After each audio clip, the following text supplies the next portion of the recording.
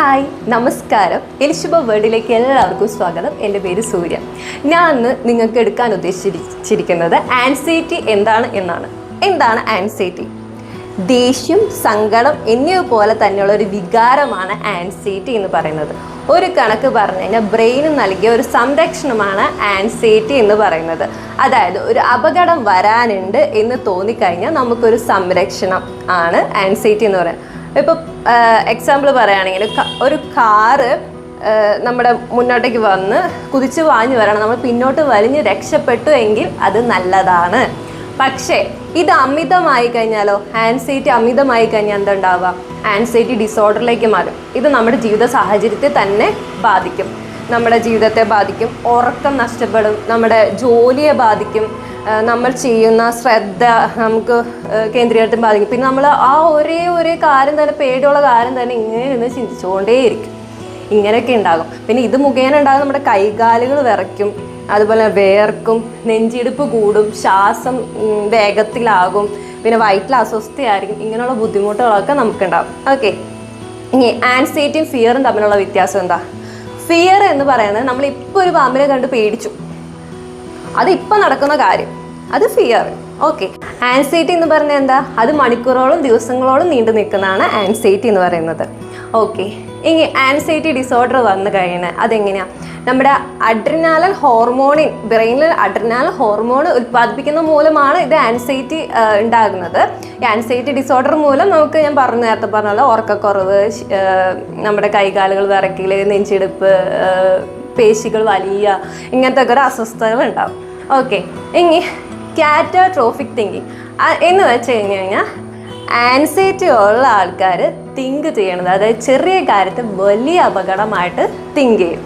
അതിനാണ് catastrophic thinking എന്ന് പറയുന്നത്. അതായത് റോസ്റ്റ് കേസ് സിനാരിയോ, ചിന്ത റോസ്റ്റ് കേസ് സിനാരിയോ. നമ്മൾ നിഗമനത്തിൽ കുറേ ഉണ്ടാക്കുകയാണ് ചിന്തകളിൽ കൂടെ.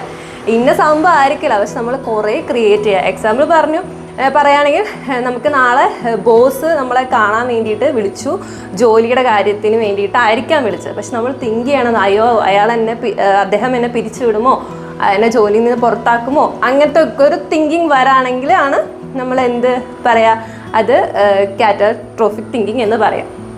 ഓക്കെ, ശരീരത്തിൽ 3 തരത്തിലാണ് നമ്മുടെ പ്രതികരണം ഉണ്ടാകുക ആൻസൈറ്റി വന്നു കഴിഞ്ഞാൽ. ഒന്ന് ഫൈറ്റ്, ഫ്ലൈറ്റ്, ഫ്രീസ്. ഫൈറ്റ് എന്ന് പറഞ്ഞു കഴിഞ്ഞാൽ എന്താ?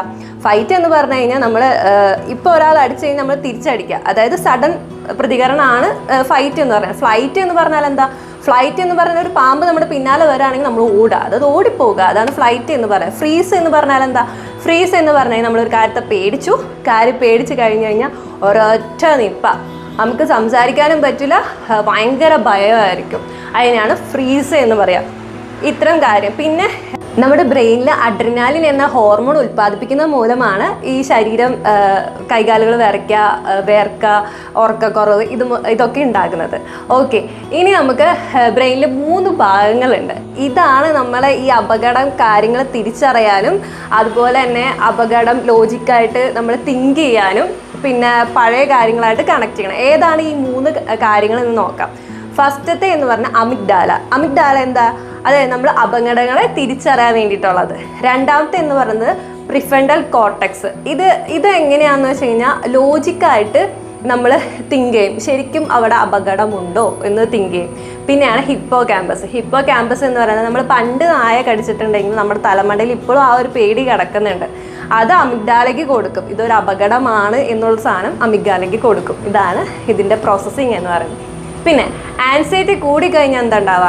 ആൻസൈറ്റി കൂടിക്കഴിഞ്ഞ് കഴിഞ്ഞാൽ നമുക്ക് അവോയ്ഡൻസ് ഫീൽ ചെയ്യും, അതായത് അവോയ്ഡൻസ് ചെയ്യും. നമ്മൾ ഒരു പ്രസൻറ്റേഷൻ ചെയ്യുന്ന ഒരാളാണെങ്കിൽ ആൻസൈറ്റി കൂടി നമ്മൾ പ്രസൻറ്റേഷൻ ചെയ്യില്ല. ഇനി അതാണ് നമ്മുടെ പേടിയെങ്കിൽ അത് ചെയ്യില്ല. നമ്മൾ ഇപ്പോൾ ജോലിയാണ് പേടിയെങ്കിൽ ആ ജോലിക്ക് നമ്മൾ പോകില്ല. അങ്ങനെ ആൻസൈറ്റി കൂടുതലായി കഴിഞ്ഞാൽ ഇത്തരം പ്രശ്നങ്ങളുണ്ടാവും.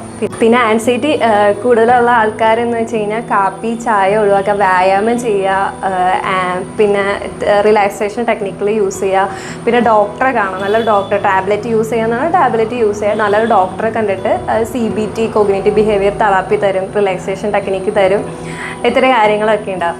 അപ്പോൾ നമ്മൾ ആൻസൈറ്റി എന്ന് പറയുന്നത് പേടിക്കേണ്ട ഒരു കാര്യമല്ല, അത് നമുക്ക് ബ്രെയിൻ നൽകുന്ന ഒരു സംരക്ഷണമാണ് ആൻസൈറ്റി എന്ന് പറയുന്നത്. പക്ഷേ പക്ഷേ ഇത് അമിതമായി കഴിഞ്ഞാൽ അതൊരു അപകടമാണ്. അതായത് ബ്രെയിൻ നൽകുന്ന അലാറമാണ് ആൻസൈറ്റി എന്ന് പറയുന്നത്. അപകട സാധ്യതയെ കാണിക്കുന്ന അലാറം. ഇത് അമിതമായി കഴിഞ്ഞ് കഴിഞ്ഞാൽ ആൻസൈറ്റി ഡിസോർഡർ ആവും. ഓക്കെ, ഇന്നത്തെ ക്ലാസ് കഴിഞ്ഞു. അപ്പോൾ എല്ലാവർക്കും താങ്ക് യു.